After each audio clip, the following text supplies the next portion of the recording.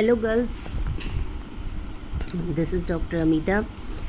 हम लोगों ने जो है फर्स्ट 2 वीडियोस जो की हैं मेज़रमेंट ऑफ नेशनल इनकम और रिलेटेड एग्रीगेट्स पर, तो उसके लिए बेसिक टर्मिनोलॉजी और उसकी जो बेसिक आइडियोलॉजी है उसके रिगार्डिंग मैंने आपको उनमें हमने पढ़ा था कि what is the concept of national income को मापते वक्त हम बहुत सारे एग्रीगेट्स को मापते हैं। टोटल 13 एग्रीगेट्स होते हैं, उनमें से 8 एग्रीगेट्स के बारे में मैंने बताया था। मैंने आपको ये भी बताया था कि नेशनल इनकम की मेज़रमेंट क्यों ज़रूरी है, और इसको मापने के लिए हमें पहले बहुत छोटी छोटी टर्म्स हैं 2-2 नंबर में आपके एग्ज़ाम में भी आती हैं, तो उन सब के बारे में पढ़ा था। तो आज ये लास्ट टॉपिक है, जिसके बाद हमारा नेशनल इनकम मेज़रमेंट जो है कंसेप्ट ख़त्म हो जाएगा। तो इसको शुरू करते हैं हम। हमारा जो मेन सिलेबस में है वो है मेज़रमेंट मेथड्स है और रिलेटेड एग्रीगेट्स है। तो रिलेटेड एग्रीगेट्स में मैंने आपको 8 एग्रीगेट्स करवा दिए हैं, टोटल 13 एग्रीगेट्स हैं। तो बाकी के बचे हुए 5 आज हम करने वाले हैं। और 3 मेथड्स जो हैं, जो सबसे इम्पोर्टेंट है, इनकम मेथड, प्रोडक्ट मेथड और एक्सपेंडिचर मेथड, वो किस प्रकार से नेशनल इनकम को उन मेथड्स के द्वारा मापा जाता है कुछ मैं बता चुकी हूँ। आज हम इसको एक बार दोबारा से देखने वाले हैं। उसके बाद सेकंड इसमें क्वेश्चन बनता है राष्ट्रीय आय को मापने में क्या कठिनाइयाँ आती हैं। और इसके साथ साथ 2-3 जो छोटे टॉपिक्स हैं 1-1, 2-2 नंबर के, जो नेशनल इनकम के साथ ही पढ़े जाते हैं, वो है कि what is the monetary national income and what is the real monetary income, real national income. Monetary national income क्या है, मौद्रिक राष्ट्रीय आय, और वास्तविक राष्ट्रीय आय क्या है। और लास्ट टॉपिक जो है पर कैपिटा इनकम और सकल देशीय उत्पाद तथा कल्याण का, इसमें आपस में क्या संबंध है। ये छोटे छोटे 2 टॉपिक और हम इसके साथ करने वाले हैं। तो सबसे पहले ये जो चैप्टर है, 3rd चैप्टर शुरू होता है आय का चक्रीय प्रवाह। ये चक्रीय प्रवाह आपके सिलेबस में नहीं है बिल्कुल भी, लेकिन नेशनल इनकम अकाउंटिंग को समझने के लिए इसको जानना बहुत ज़रूरी है। आगे आने वाले जो टॉपिक्स हैं उनमें भी आपको national income, circular flow of national income को समझना बहुत ज़रूरी है। तो circular flow of national income के हमने 3 मॉडल 2 सेक्टर मॉडल कर लिया था, 3 सेक्टर मॉडल हमने कर लिया था। उसके बाद 4 सेक्टर मॉडल हमारा रहता था। तो एक बार हम उन्हीं मॉडल्स पर दोबारा फिर से जाएंगे। आज मैं इसको अलग से नोटबुक पे नहीं करवाऊंगी, मैं इसको बुक से ही आपको समझाऊंगी। आपको केवल इसे समझना है, आपको इसे करने की एग्ज़ाम के हिसाब से इस क्वेश्चन को तैयार करने की ज़रूरत नहीं है। Circular flow of national income मैंने आपको बताया था कि इकोनॉमी के अंदर एक हाथ से लिया जाता है। इकोनॉमी होती ही क्या है, इकोनॉमी वो एक इंस्टीट्यूशन, एक सिस्टम होता है जिसके अंदर बहुत सारे इकोनॉमिक यूनिट्स होती हैं जो गिव एंड टेक का प्रोसेस जो है वो पूरा करती हैं। तो इकोनॉमी को समझने के लिए हमने इकोनॉमी को डिफरेंट सेक्टर्स में डिवाइड किया है। तो सबसे पहले जो बेसिक 2 सेक्टर मॉडल है, जिसके अंदर जैसा कि मैंने आपको बताया था 2 सेक्टर होते हैं, प्रोड्यूसर सेक्टर और house hold sector. Producer sector क्या करते हैं, गुड्स एंड सर्विसेज को उत्पादित करते हैं, हाउस होल्ड सेक्टर को उसे बेचते हैं। और बदले में क्या होता है कि जो हाउस होल्ड सेक्टर होता है, इन गुड्स एंड सर्विसेज के बदले में कंजम्पशन एक्सपेंडिचर या गुड्स एंड सर्विसेज का प्राइस जो है वो प्रोड्यूसर सेक्टर को देता है। उस दूसरी तरफ क्या होता है कि producer sector goods and services को प्रोड्यूस करने के लिए फैक्टर्स की ज़रूरत होती है। वो फैक्टर किसके द्वारा सप्लाई किए जाते हैं, वो हाउस होल्ड सेक्टर के द्वारा। Factor services labour, land, capital और एंटरप्रेन्योर, मजदूर, भूमि, श्रम, भूमि, पूंजी तथा उद्यमशीलता के रूप में फैक्टर सर्विसेज इसको प्रोवाइड की जाती है, और बदले में ये इसको फैक्टर पेमेंट देते हैं नेशनल इनकम। 2 सर्कल बनते हैं। एक सर्कल आपका आउटर सर्कल है जो जिसमें मनी मूव करती है प्रोड्यूसर से हाउस होल्ड सेक्टर से प्रोड्यूसर सेक्टर के पास कंजम्पशन एक्सपेंडिचर के रूप में, और प्रोड्यूसर सेक्टर से हाउस होल्ड सेक्टर के पास फैक्टर पेमेंट के रूप में चलती है। तो इस आउटर सर्कुलर फ्लो को मॉनेटरी फ्लो कहा जाता है। और जो अंदर वाला है उसकी डायरेक्शन देखिए, एरो उल्टा हो जाता है। आपका आउटर सर्कल जो है लेफ़्ट टू राइट चल रहा है, तो हाउस होल्ड सेक्टर से जो इनर सर्कल है, इनर फ्लो जो है वो राइट से लेफ़्ट चल रहा है, और ये लेफ़्ट से बाहर वाला लेफ़्ट से राइट की तरफ, यानी कि आउटर जो है वो आपका एंटी क्लॉकवाइज है और जो इंटरनल है वो क्लॉकवाइज है। तो ये जो क्लॉकवाइज चल रहा है इंटरनल, इसको हम रियल फ्लो या वास्तविक फ़्लो बोलते हैं। रियल फ्लो ऑफ रिसोर्सेज बोला जाता है, और जो आउटर है इसको मॉनेटरी फ्लो, मौद्रिक प्रवाह के नाम से जाना जाता है। मौद्रिक और वास्तविक से यहाँ मतलब क्या है? मौद्रिक प्रवाह में तो मुद्रा का मूवमेंट होती है एक सेक्टर से दूसरे में, और रियल फ्लो के अंदर गुड्स एंड सर्विसेज, जिससे वास्तव में हमारी आवश्यकताएं पूरी होती है, वो चीज़ें चलती हैं। हमारी आवश्यकताएं गुड्स एंड सर्विसेज से होती है। पैसा तो सिर्फ उसके मूल्य का हस्तांतरण करता है, रिसोर्सेज की मूवमेंट को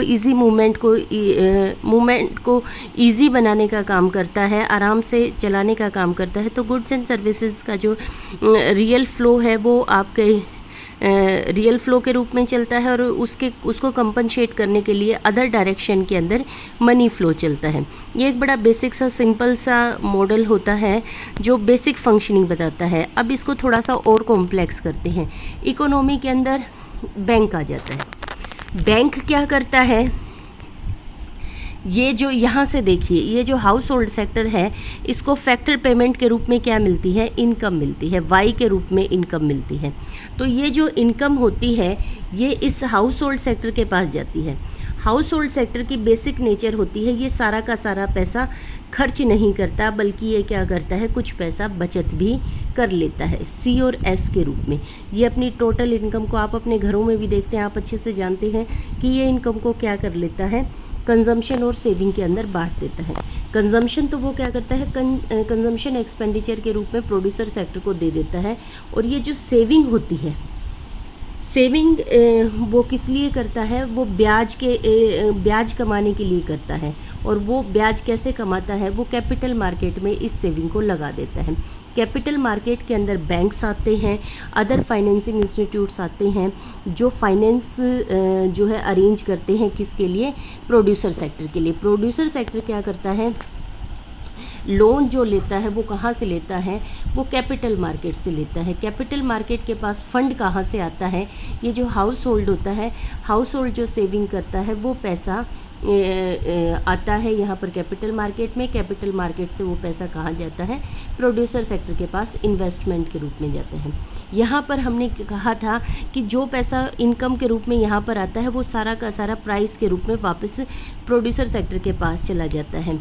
लेकिन रियल में क्या होता है कि सारा का सारा पैसा नहीं जाता, उसमें सारा पैसा जो है वो केवल कंजम्पशन एक्सपेंडिचर के रूप में नहीं जाता, बल्कि कुछ पैसा किसके रूप में जाता है? सेविंग के रूप में जाता है।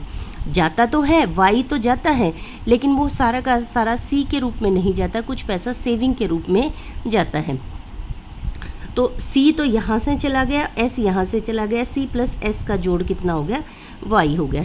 ये आपका कुछ बुक्स इसको 3 सेक्टर मॉडल कर देते हैं, लेकिन मैक्सिमम जो बुक्स हैं वो इसको 2 सेक्टर मॉडल में ही कहते हैं, क्योंकि ये जो होता है कैपिटल मार्केट वो इंटरमीडिएट होता है, वो फैसिलिटेट करता है सिर्फ। तो इसलिए इसको अलग जो बैंकिंग सेक्टर होता है, कैपिटल मार्केट होता है, उसको अलग सेक्टर कंसीडर नहीं किया जाता। तो ये आपका और यहाँ पर जो सेविंग होती है वो किसके बराबर होती है? वो इन्वेस्टमेंट के बराबर होती है। जितनी सेविंग आती है उतना ही पैसा इन्वेस्ट के लिए चला जाता है, क्योंकि ये जो कैपिटल मार्केट होती है सेविंग लेती है, तो इसके बदले में इसको इंटरेस्ट देना पड़ता है। और इसके इंटरेस्ट देने के लिए पैसा कहाँ से आता है? वो लोन जब प्रोड्यूसर सेक्टर को देती है, इसको फैक्ट्री लगाने के लिए लोन की ज़रूरत होती है, इन्वेस्टमेंट की ज़रूरत होती है लोन, तो इसके सर्विस चार्ज के रूप में वो इसके ऊपर रेट ऑफ इंटरेस्ट लगाती है।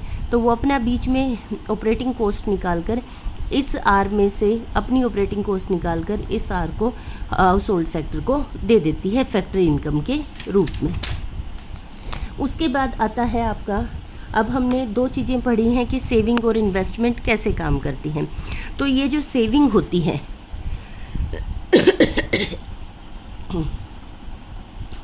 चलो लीकेजेस के उसमें आगे काम करेंगे। उसके बाद आता है 3 सेक्टर मॉडल। 3 सेक्टर मॉडल के अंदर क्या आ जाता है? गवर्नमेंट भी आ जाती है। यहाँ पर गवर्नमेंट आ गई। Factor payment as it is समझा चुकी हूँ मैं। कंजम्पशन एक्सपेंडिचर यहाँ से यहाँ चलता है। उसके बाद कैपिटल मार्केट आ गई, यहाँ से सेविंग आती है। सेविंग यहाँ से बोरोइंग के लिए, इसके पास लोन के लिए जाती हैं। कुछ सेविंग्स आपकी प्रोड्यूसर सेक्टर से भी आती हैं। It makes no difference. Main बात आ जाती है आपकी गवर्नमेंट की।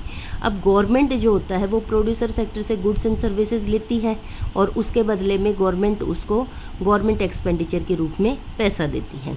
ठीक है, उसके बाद यहाँ अब 4 चीज़ें यहाँ पर नई आई हैं। ये जो गवर्नमेंट होता है ये प्रोड्यूसर सेक्टर पर भी टैक्सेस लगाता है।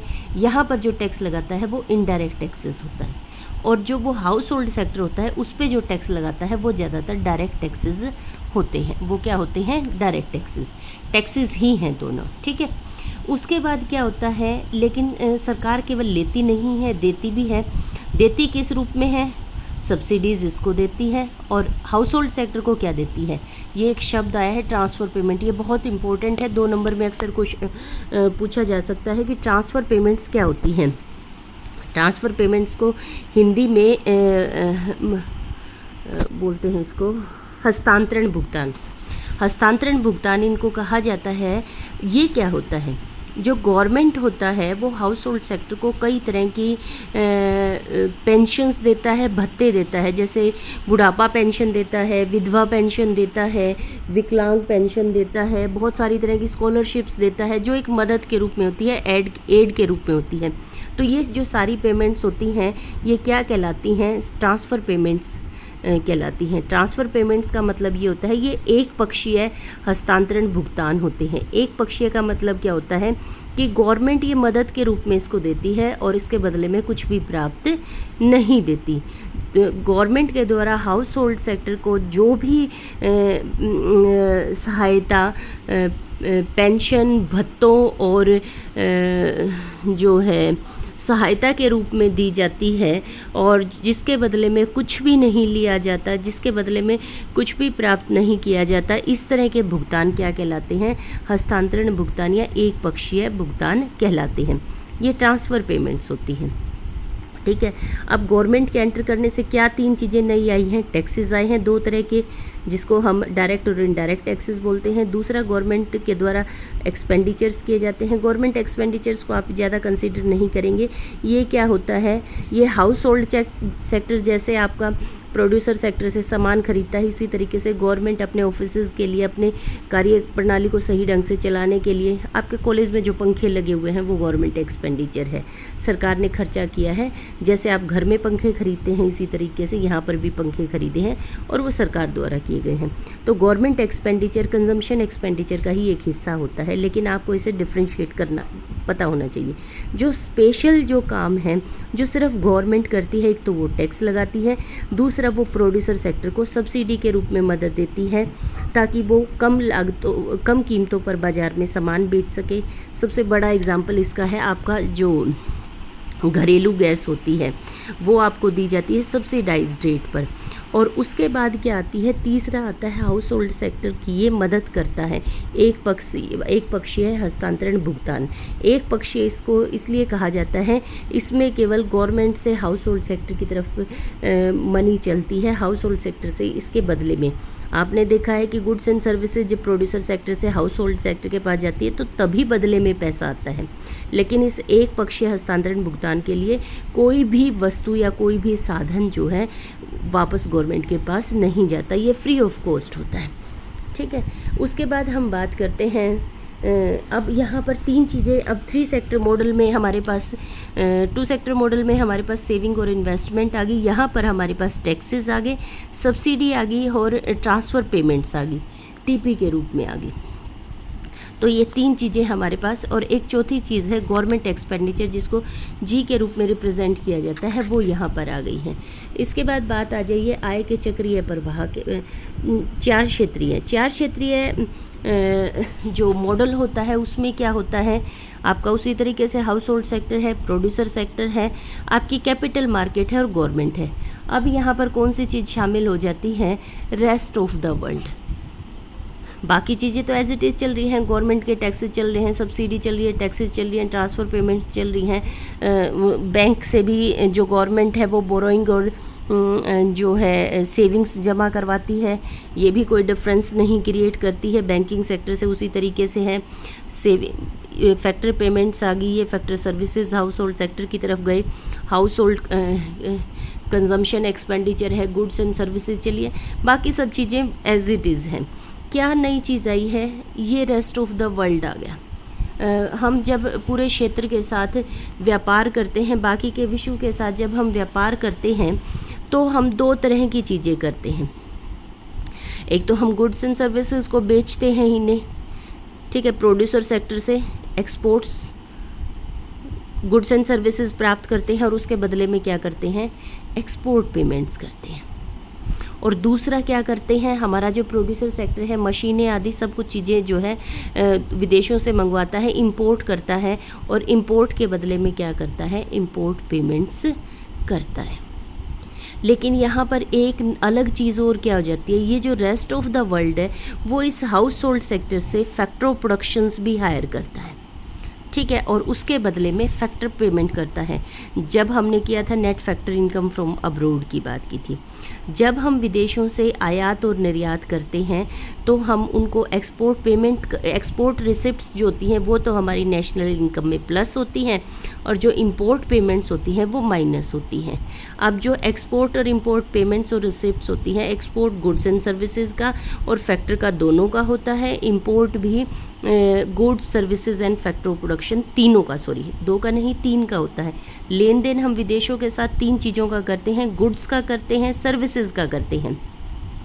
कोई विदेशी अमेरिका का कोई व्यक्ति भारत के अंदर घूमने आता है और वो रिक्शा वाला को हायर करता है या एक टैक्सी को हायर करता है, तो वो उसने सर्विसेज हायर की है, हमने सर्विस का एक्सपोर्ट किया है।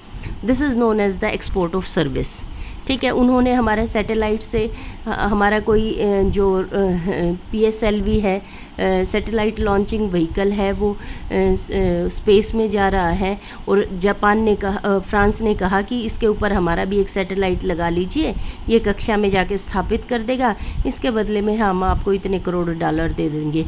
ये क्या है, सर्विस चार्जेस हैं। तो गुड्स एंड सर्विसेज का हम इंपोर्ट करते हैं, एक्सपोर्ट करते हैं। उसके बाद तीसरी चीज़ हम हाउस होल्ड सेक्टर से, वो इसमें दिखा नहीं रखी कहीं पर भी, लेकिन जो हाउस होल्ड सेक्टर होता है वहाँ से फैक्टर ऑफ प्रोडक्शन जो हैं वो रेस्ट ऑफ द वर्ल्ड को जाते भी हैं और वहाँ से आते भी हैं। फैक्टर ऑफ प्रोडक्शन जब वो आते हैं तो वो इस प्रोड्यूसर सेक्टर के पास जाते हैं और जब हम इनको देते हैं तो वहाँ से जो इनकम आती है factor income from rest of the world, वो कहाँ से मिलती है, वो NFIA होती है जो रेस्ट ऑफ द वर्ल्ड से हाउस होल्ड सेक्टर को मिलती है। This is your 4 sector model. अब यहाँ पर हमने ये जो टर्म पढ़ी है एक्सपोर्ट इंपोर्ट, यहाँ से क्या हो जाता है, यहाँ से हमारे पास एक नई चीज़ आ जाती है, that is the leakages and injections. Leakages जिसे हिंदी में कहा जाता है शरण, और दूसरा होता है इंजेक्शंस जिसे हम कहते हैं समावेश, जिसे हम क्या कहते हैं, समावेश। समावेश क्या होता है कि जो हम चीज़ें ऐड करते हैं, हमारी जो इकोनॉमी होती है, हमारी जो इकोनॉमी के अंदर ये डिफरेंट सर्कल है, ये जो एक बॉक्स वाला डायग्राम आपने देखा, ये एक बिल्कुल पानी की टंकी की तरह होता है। हमारी जो इकोनॉमी है वो एक पानी की टंकी की तरह है।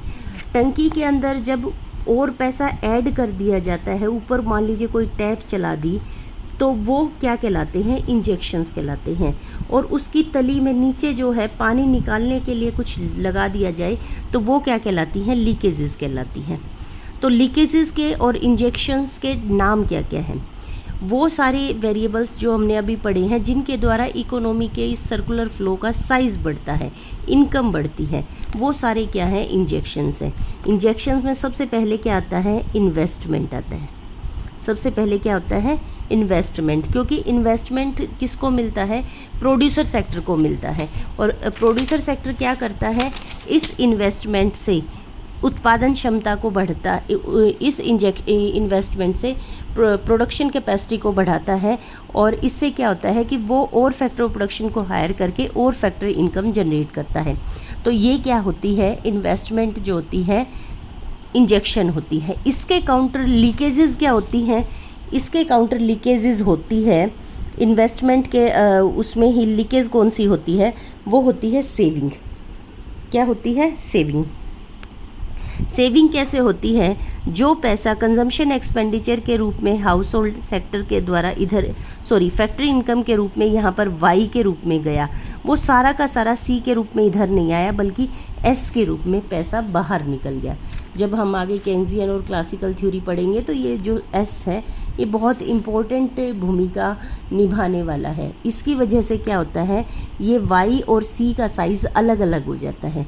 इसके पास इनकम ज़्यादा आती है और वो खर्च कम करता है। इस वजह से क्या होता है कि हमारी जो इकोनॉमी होती है, 100 रुपये यहाँ से यहाँ गए, उसने 10 रुपये अपने तकिए के नीचे दबा कर रख लिए और 90 रुपये वापस खर्च कर दिए। तो हर बार इस तरीके से 10-10 रुपये निकलने लगे तो इकोनॉमी का साइज़ छोटा हो जाएगा। 90 रुपये इसके पास पहुँचे हैं तो ये 90 रुपये का ही उत्पादन करेगा। तो इससे क्या होता है कि हमारी इकोनॉमी का साइज छोटा होता चला जाता है, स्क्वीज़ होता चला जाता है।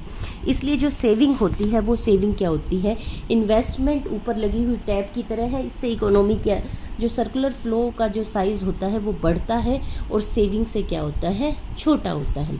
इसी तरीके से 3 सेक्टर मॉडल के अंदर जब गवर्नमेंट ऐड हो जाती है तो गवर्नमेंट क्या करती है, गवर्नमेंट पैसा किस रूप में डालती है। देखिए आप 3 सेक्टर मॉडल में गवर्नमेंट के पास से प्रोड्यूसर सेक्टर और हाउस होल्ड सेक्टर के पास क्या क्या चीज़ें जा रही हैं, सब्सिडी जा रही हैं, ट्रांसफ़र पेमेंट्स जा रही हैं और वापस क्या आ रहा है, गवर्नमेंट एक्सपेंडिचर जा रहा है और वापस क्या आ रहा है, टैक्सेस। टैक्सेस क्या होता है, टैक्सेस के रूप में ये पैसा यहाँ से बाहर निकालता है सर्कुलर फ्लो से। तो टैक्स जो है वो लीकेज होती है और गवर्नमेंट एक्सपेंडिचर जो होता है, ये जो ट्रांसफ़र पेमेंट्स और सब्सिडी होती हैं वो गवर्नमेंट एक्सपेंडिचर का ही खर्चा भाग होता है।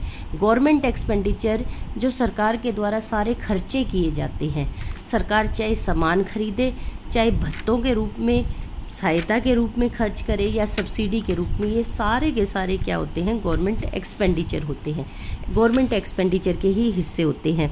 तो इंजेक्शन क्या आ गई, इन्वेस्टमेंट को हम आई से रिप्रेजेंट करते हैं, सेविंग को हम एस से रिप्रेजेंट करते हैं, टैक्स को हम टी से रिप्रेजेंट करते हैं और गवर्नमेंट एक्सपेंडिचर को हम जी से रिप्रेजेंट करते हैं। इसी तरीके से जब हमारा नेक्स्ट जब 4 सेक्टर मॉडल होता है तो क्या होता है, एक्सपोर्ट और इंपोर्ट। तो एक्सपोर्ट क्या करते हैं, जब हम एक्सपोर्ट करते हैं तो विदेशी पूंजी देश के भीतर आती है। तो एक्सपोर्ट क्या होते हैं, एक्सपोर्ट से पैसा देश के अंदर आता है। तो एक्सपोर्ट क्या होते हैं, ये विदेशी निवेश होता है, ये डोमेस्टिक इन्वेस्टमेंट होती है, ये फॉरेन इन्वेस्टमेंट या एक्सपोर्ट रिसिप्ट कहा जाता है। ये इंजेक्शन होता है और यहाँ पर इसका काउंटर पार्ट क्या होता है, लीकेज क्या होती है, वो इंपोर्ट होता है। एक्सपोर्ट को हम एक्स से रिप्रेजेंट करते हैं, इंपोर्ट को हम आई से रिप्रेजेंट करते हैं।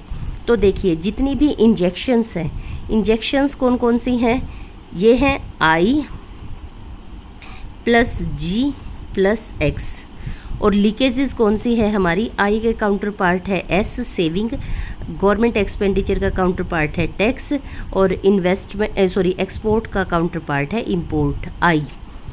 तो ये हमारी तीनों की तीनों क्या हैं, लीकेजेस हैं, जिसको हिंदी में शरण कहा जाता है। शरण होता है किसी चीज़ का झड़ना और समावेश होता है किसी चीज़ का बढ़ना, किसी चीज़ में कोई ऐड होना।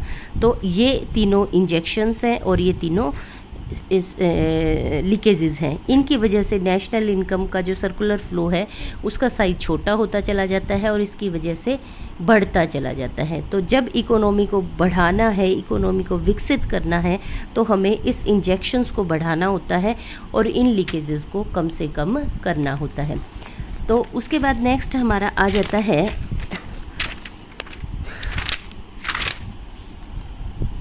ये उत्पादक क्षेत्र, सरकारी क्षेत्र, शेष विषु, ये पूंजी बाजार, इन सब की डेफिनेशन दी गई है, ये आपको पता ही है। उसके बाद क्या चक्रीय आय का प्रवाह सदैव स्थिर रहता है, ये मैं आपको करवा चुकी हूँ। बिल्कुल ये स्थिर रहता है, चाहे आप इनकम मेथड को फॉलो करें चाहे एक्सपेंडिचर को। मैंने आपको जैसा कि बताया कि 2 सेक्टर मॉडल में बताया कि जितनी फैक्टर पेमेंट यहाँ से यहाँ जाती है उतना ही पैसा यहाँ से यहाँ आता है। तो इसमें मूवमेंट बनी रहती है और ये क्या रहती है, ये कांस्टेंट रहती है। उसके बाद बात करेंगे हम वापसियों और क्या कहते हैं, मैं आपको इसकी फ़ोटो अच्छे से भेज देती हूँ ताकि आप इसको अच्छे से पढ़ लें एक बार इस चैप्टर को।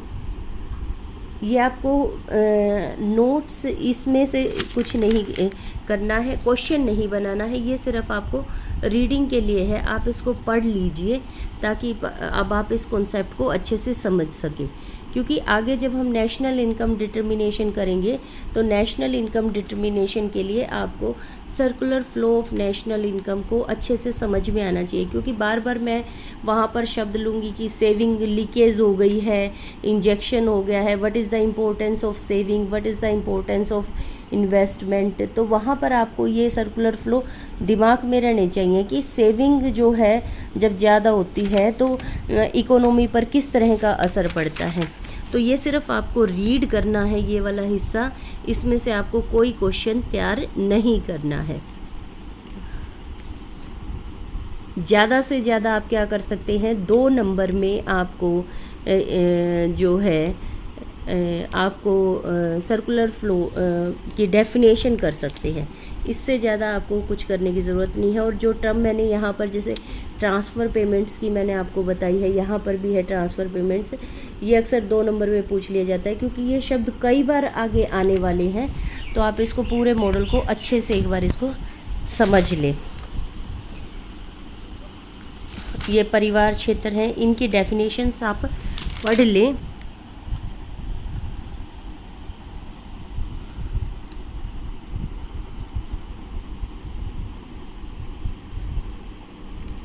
ये इम्पोर्टेंट है, व्हाट आर द क्या कहते हैं, विड्रॉल्स एंड इंजेक्शंस। विड्रॉल भी कह सकते हैं इसको, लीकेजेस भी कहा जाता है। ये आप अच्छे से पढ़ लें क्योंकि ये बार बार आपको काम आएंगे, अंडरस्टैंडिंग के लिए भी ज़रूरी है। और 2 नंबर में कई बार पूछ भी लिया जाता है कि इंजेक्शन से क्या समझते हैं और लीकेजेस से या विड्रॉल से आप क्या समझते हैं।